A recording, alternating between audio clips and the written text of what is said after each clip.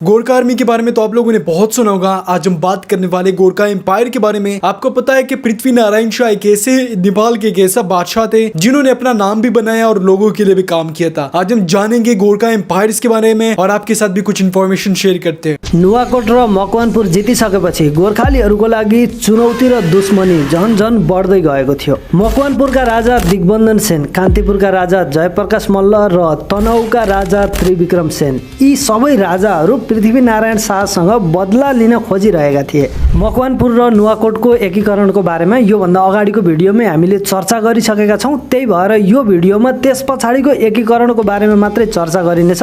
यदि तपाईँ मकवानपुर र नुवाकोटको बारेमा हेर्न चाहनुहुन्छ भने योभन्दा अघिल्लो भिडियो हेर्न नबिर्सनुहोस्। यसरी दुश्मनी बढिरहेको बेला विक्रम सम्वत 1820 मा दिग्बन्धन सेनलाई मकवानपुर राज्य फर्काउने न्यू पारेर तनहुका राजा त्रिविक्रम सेन, पाल्पाका राजा मुकुन्द सेन तृतीय र कास्कीका राजा सिद्धिनारायण शाहको संयुक्त फौजले गोर्खालीहरूमाथि हमला गर्छन्। त्यतिबेला भएको गोर्खालीमाथिको हमलामा गोर्खालीहरूको अधीनमा रहेको हर्मी, भिरकोट, दापकोट लगायतका विभिन्न ठाउँहरूमा उनीहरूले आक्रमण गरेर लुटपाट पनि मच्याउँछन्। त्यसपछि गोर्खालीले कीर्तिपुरमाथि दोस्रो पटक हमला गर्ने योजना बनाउँछन्। विक्रम सम्वत 1821 को भदौ महिनामा सुरप्रताप शाह, दलजित शाह र हर्ष पन्तको नेतृत्वमा कीर्तिपुरमाथि दोस्रो पटक आक्रमण गर्छ गोर्खालीले। यति बेला भएको युद्धमा पनि कीर्तिपुरले छिमेकी राज्यबाट केही पनि सहयोग पाएन। तैपनि कीर्तिपुरका जनताले आफै लडेर गोर्खाली सैनिकलाई हराउन सफल भएका थिए।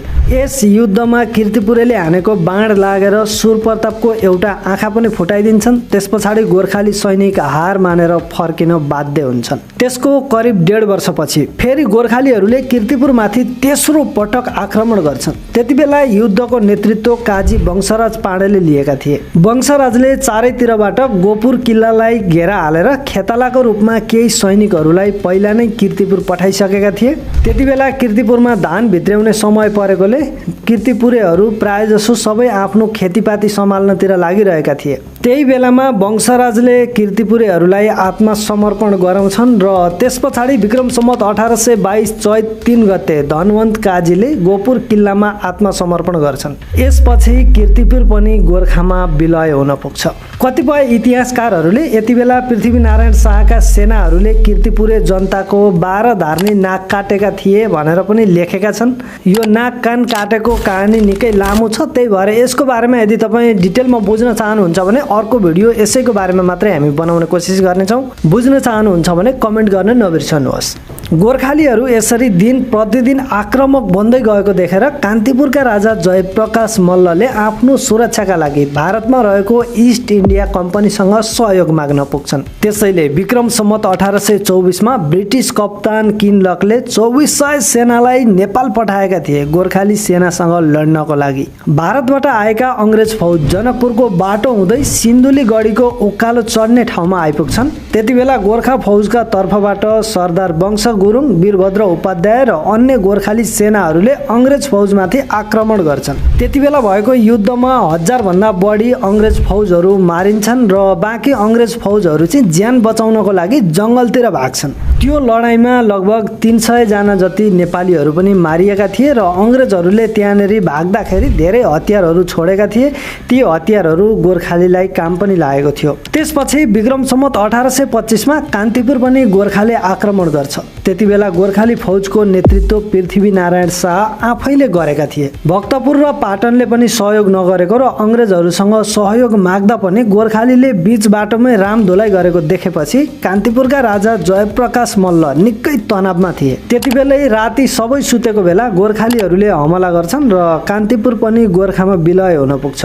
कान्तिपुरमा यसरी गोर्खालीहरूले जितिसकेपछि कान्तिपुरका राजा जयप्रकाश मल्ल भने पाटनमा शरण लिन पुग्छन्। त्यसको ठीक 11 दिनपछि गोर्खाले पाटनलाई पनि गोर्खामै विलय गराउँछ। त्यसपछि पाटनका राजा तेज नरसिंह मल्ल र कान्तिपुरका राजा जयप्रकाश मल्ल भागेर भक्तपुरको शरण लिन पुग्छन्। यो कुराले पृथ्वी नारायण शाहलाई चाहिँ आरामले बस्न दिँदैन, किनकि उनका तीनवटै दुश्मन राजाहरू छिमेकमा सँगै मिलेर बसिरहेका थिए। त्यसैले अब भक्तपुरलाई पनि गोर्खामा गाभ्नुपर्छ भन्ने सोच्न थाल्छन्। त्यसै क्रममा विक्रम सम्वत 1826मा गोर्खालीद्वारा भक्तपुरको ठिमी एरिया कब्जा गरिन्छ। त्यसको केही समयपछि गोर्खाले भक्तपुरमाथि आक्रमण गर्छ। 2 दिनसम्म लगातार भएको यो लडाईँमा 2000 भन्दा बढी सैनिक मारिएका थिए भने 500 भन्दा बढी घरहरू नष्ट भएका थिए। त्यसपछि विक्रम सम्वत 1826 माघ 1 गते भक्तपुर पनि गोर्खाको नियन्त्रणमा पर्छ, गोर्खामै विलय हुन पुग्छ। त्यसपछि यहाँका राजा रणजित मल्ललाई उनकै इच्छा अनुसार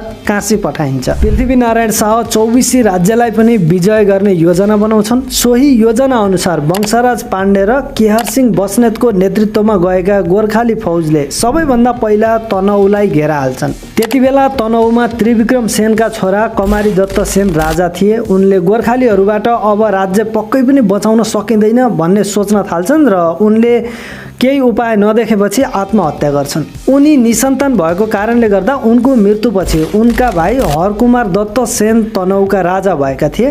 हरकुमार दत्त सेनले गोर्खाली सेना राख्ने र आफू गोर्खालीको अधीनमा बस्ने सम्झौता गरेपछि तनहु पनि अब गोर्खालीको अधीनमा हुन्छ। वंशराज पाण्डेको नेतृत्वमा गएको फौजले कास्कीका राजा सिद्धिनारायण शाहलाई पनि अधीनता स्वीकार गर्न लाउँछ। त्यसैगरी लगातार रिसिङ, ढोर, भिरकोट र पयौँ जस्ता राज्यहरूलाई पनि गोर्खामा विलय गरिँदै थियो। त्यतिबेलै पर्वत र पाल्पाका सैनिकहरू मिलेर नुवाकोटमा गोर्खाली सैनिकहरूमाथि हमला गर्छन्। त्यतिबेला भएको हमलामा केहरसिंह बस्नेत मारिन्छन्, जो गोर्खाली सेनाका ठुला कमान्डर थिए। वंशराज पाण्डे पनि घाइते हुन्छन् र अन्य धेरै सैनिकहरू पनि मारिन्छन्। त्यसपछि गोर्खालीले कब्जा गरेका लमजुङ, कास्की र तनहु जस्ता राज्यहरू पनि फेरि स्वतन्त्र हुन्छन्। 24 राज्यमा यसरी गोर्खाली सैनिकहरू मारिएपछि पृथ्वीनारायण शाह भने पूर्वमा रहेका 2टा स्वतन्त्र राज्य चौदण्डी र विजयपुरलाई एकीकरण गर्नतिर लाग्छन्। आपको पता है कि नेपाल के अंदर गोरखा एक ऐसा प्लेटफॉर्म है, गोरखा लोग ऐसे ताकतवर, इतने ताकतवर है कि उनके नाम को देखते ही काफी लोग डर जाते हैं। आपने वो कहावत तो सुनी होगी कि जो डर गया वो मर गया। सो गोरखा के अंदर भी यही है, जब तक वो अपनी तलवार निकालते और तलवार तब तक वो अपने नियाल में नहीं रखते जब तक उस पर किसी का खून ना लगे। सो